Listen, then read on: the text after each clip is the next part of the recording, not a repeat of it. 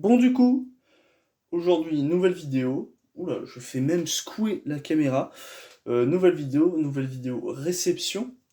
Aujourd'hui, vidéo réception d'une commande Car Market. J'ai reçu il y a quelques temps une grosse commande Car Market, en effet. Hein, regardez, pas mal de cartes. Bien sûr, nous ne sommes pas au même niveau que Monsieur Pio, Monsieur Damien, qui ramène plus de 800 cartes, tranquillou bilou après un échange. Mais lui, il n'y a que des communes, il n'y a que des cartes de merde. Voilà, moi, il n'y a que de la rare, de la mythique, parce qu'il faut pas oublier, le popper est un format de merde où on joue des cartes nulles. C'est pas vrai, bien évidemment, le popper est un excellent format, très intéressant, où on peut jouer des decks très compétitifs pour vraiment pas très cher. Sincèrement, jouer au popper, c'est un super format, qui coûte pas très cher, et en plus, ça ramène des gens jouer en boutique. C'est très sympathique, et moi, j'adore ça. Donc, des cartes ici que j'ai reçues qui viennent du card market de chez Play-in et du card market de chez Cartapapa. On a des cartes vraiment pour, on va dire, il y a peut-être 5 decks différents en construction qui sont représentés dans cette commande. Ça a été trié par deck, puis je vais vous expliquer ça au fur et à mesure. Du coup, je propose de commencer tout de suite avec une très bonne carte sortie récemment, une Chandra Balise de l'Espoir. Chandra Balise de l'Espoir, c'est un gros Planeswalker rouge qui va être joué dans mon deck mono vert dévotion. Et vous allez me dire, sa chatte est complètement con. Et je vous dirai probablement, mais là c'est pas la question. Pourquoi j'aurais un Planeswalker rouge dans un deck mono vert? Bah, tout simplement parce que quand je jouais mon deck mono vert, je me rendais vite compte que je me retrouvais à 1 million de mana sans pouvoir les utiliser efficacement. Donc j'ai voulu intégrer une boule de feu dans le deck, que je peux copier avec la Chandra. En plus, la Chandra me permet de récupérer les assauts du festival, ce qui est plutôt intéressant. Je vous présenterai le deck peut-être un jour, après des tests plus approfondis de la liste, pour savoir si je suis un génie ou un gros débile. Donc on passe à la carte suivante. On va passer du coup à une carte que moi je joue en side de mon mono vert dévotion. Je joue le Titan de l'Industrie dans mon side, et là je l'ai reçu en foil japonais. Alors il est magnifique, voilà, et déjà il coûtait moins cher en japonais, donc je l'ai pris en japonais foil, parce que c'était vraiment beau, et la carte est juste excellente, voilà, c'est pour 7, une 7-7 portée piétinement, qui va créer soit une 4-4, soit se protéger, soit faire gagner 5 PEV, soit détruire un artefact non d'enchantement, bref, c'est beaucoup trop fort.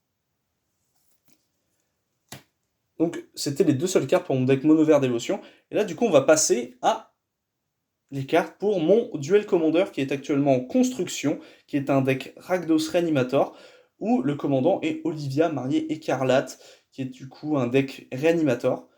Et là du coup, bah, si je joue Reanimator, je joue noir-rouge, donc forcément je vais jouer Reanimate. Pour un noir, je réanime une créature de mon cimetière, et je perds un nombre de points de vie égal à son coût de mana. C'est extrêmement fort, c'est extrêmement joué, tous les decks Reanimator doivent le jouer. Je vais pas tagiverser pendant 1000 ans, tout le monde connaît cette carte, c'est une carte emblématique de Magic. Comme la carte suivante, hein, qui est Titan des Tombes, l'un des pâtés ultimes des decks réanimation. C'est super fort, si ça reste sur le champ de bataille, ça fait gagner tout seul. Carte emblématique du jeu, ça coûte 6, c'est une 6-6. Ça a le contact mortel, c'est trop bien, c'est tout. Ça crée des 2-2, c'est trop bien. En plus, c'est un zombie, l'un des meilleurs types du jeu. Là, on passe à une carte qui est beaucoup moins connue, on va dire. C'est une carte de Modern Horizon 2, Tombe Anonyme. Pour 2, c'est un tutor. Je vais aller chercher une carte de créature non légendaire que je vais pouvoir mettre dans mon cimetière et je vais mélanger. C'est extrêmement fort dans un deck réanimator parce que là je vais pouvoir choisir ce que je vais aller mettre au cimetière. Ça me permet potentiellement de répondre au deck en face ou tout simplement de plier la partie sur un pâté qui ne peut pas être géré par l'adversaire. C'est extrêmement fort, il me l'a fallu. En plus, c'est une carte qui coûte pas beaucoup, que vous pouvez récupérer facilement. La carte suivante, c'est le Skélémental d'éclair. Skélémental d'éclair pour 3 mana, donc une 6-1 piétinement célérité. À chaque fois qu'elle va infliger des blessures de combat à un joueur, ce joueur va se défausser de 2 cartes. Et au début de l'entretien de chaque joueur, on va devoir le sacrifier, ce qui est extrêmement fort avec mon commandant, Olivia, parce que je vais pouvoir le réanimer à tous les tours. Ça qui est bien. C'est merveilleux. Carte emblématique de Magic, Imtuturak, sort de défausse pour 2 mana noirs. L'adversaire, un joueur ciblé se défausse de 2 cartes au hasard. C'est trop fort. Tous les decks noirs, Angel Commander, le Zoom, c'est trop fort, c'est tout, voilà, c'est encore trop fort. Là, on va passer à un autre tutor, pour 3 mana. Pour 3 mana, je vais chercher 3 cartes de créatures de mon deck que je vais mettre dans mon cimetière. Malheureusement, je l'ai pris en japonais et je ne connais plus le nom de la carte.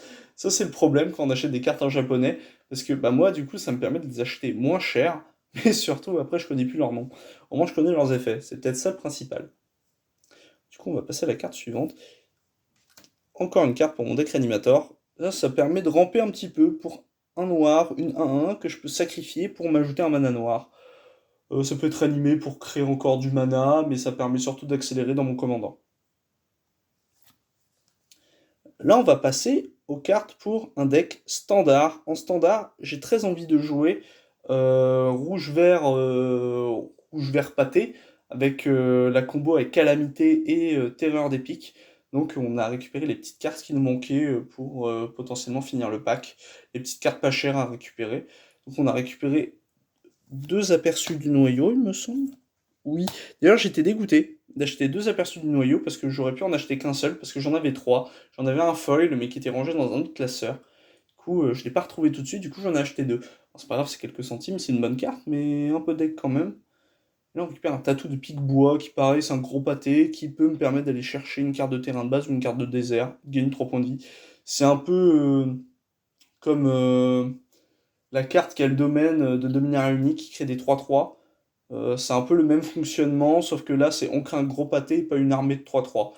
Voilà. L'autre carte est bien évidemment plus forte, mais là, c'est une petite Onco qui peut être un gros pâté porté, donc c'est plutôt pas mal. On en a acheté 4, parce que on en avait 0, j'en ai ouvert aucun lors de mes ouvertures d'avant-première notamment. Et là, on récupère un pionnier des réprouvés, là aussi en 4 exemplaires. Quand quand le pionnier arrive sur le champ de bataille, j'ajoute un mana de la couleur de mon choix, et à chaque fois qu'une bête avec une force supérieure ou égale à 4 arrive sur le champ de bataille sous mon contrôle, je vais piocher, et ça, le complot, ça permet des tours complètement débiles, et ça fait piocher énormément de cartes, du coup ça permet au deck de garder quand même un peu de gaz, un peu de souffle, ce qui est très fort. Alors, j'essaie d'aller vite sur les cartes parce qu'il y a quand même beaucoup de cartes et du coup, j'ai pas envie que la vidéo dure 1000 ans. Donc, je vais plutôt vite. Si jamais je vais trop vite, n'hésitez pas à me le dire dans les commentaires pour les prochaines vidéos. J'essaierai d'aller un peu moins vite. On passe du coup à la prochaine carte qui est Calamité Enfer Galopant. Pour 6 mana, c'est une grosse bête, 4-6 célérité.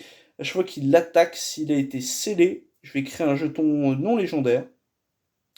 Je la mets de côté parce qu'en fait, sur le trépied que j'ai, il y a un gros truc noir qui m'empêche de lire la carte. Je vais choisir une créature non légendaire qui l'a scellé ce tour-ci et je vais en créer un jeton engagé et attaquant. Et ensuite, je peux répéter ce processus. C'est ça en fait qui fait gagner sur Terreur d'épique.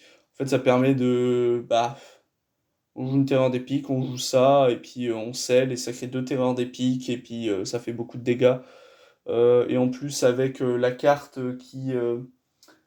Surprise du contrebandier, ça permet de gagner tour 7, je crois, ça permet de gagner tour 7. Bah, gagner pour 7 mana en fait, pas tour 7, parce que le deck s'accélère en mana, notamment avec des aperçus de noyau ou des piétineurs topières. Donc c'était la carte qu'il me fallait. J'en avais déjà un, du coup j'en ai acheté que 3. Je vais encore secouer les caméras. Et là c'est une carte. Voilà, ça c'est une carte pour le deck. Un deck emblématique de Magic. Le deck Channel Fireball.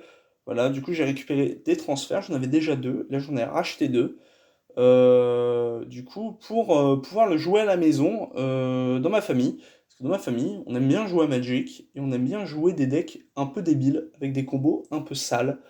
Donc je me suis dit, je vais m'amuser avec Channel Fireball. Je joue 4 channels dans mon deck, voilà. C'est un peu fort, mais au moins ça nous fait rire à la maison. Donc j'en ai acheté 2.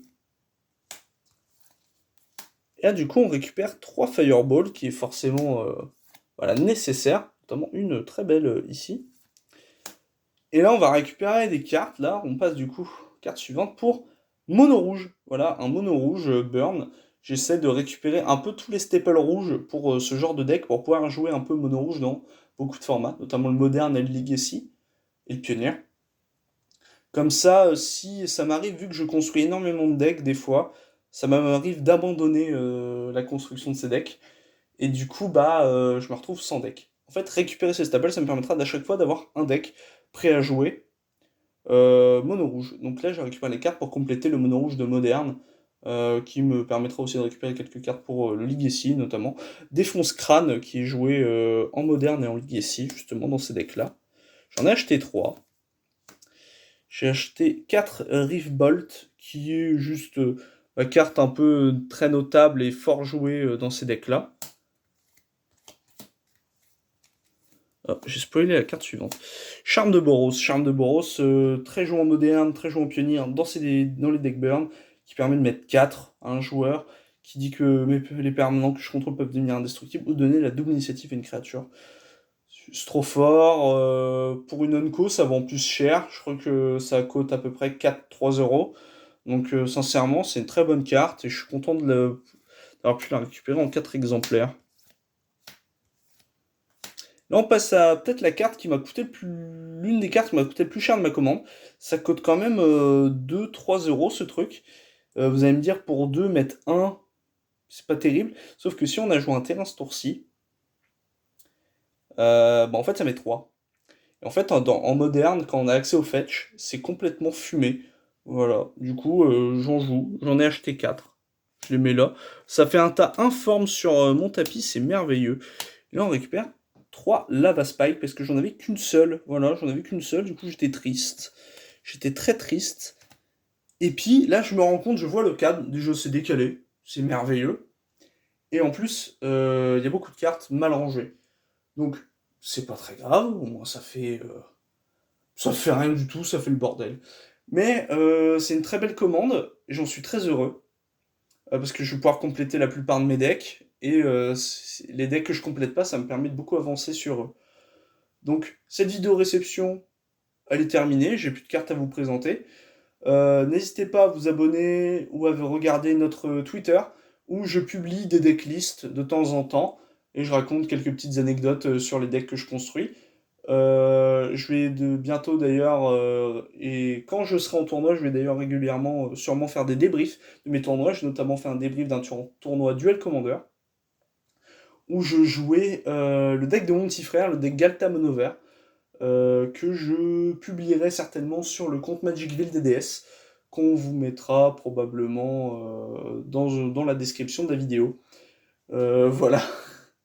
Donc si cette vidéo vous a plu, n'hésitez pas à mettre un petit like, un petit commentaire pour me dire ce que vous avez pensé de cette vidéo réception, et puis n'hésitez pas à vous abonner si notre contenu vous plaît. On fait de la deck tech, on fait un peu de tout, donc ça nous fait plaisir, et j'espère que ça vous fait plaisir aussi. Allez, bon apéro à tous!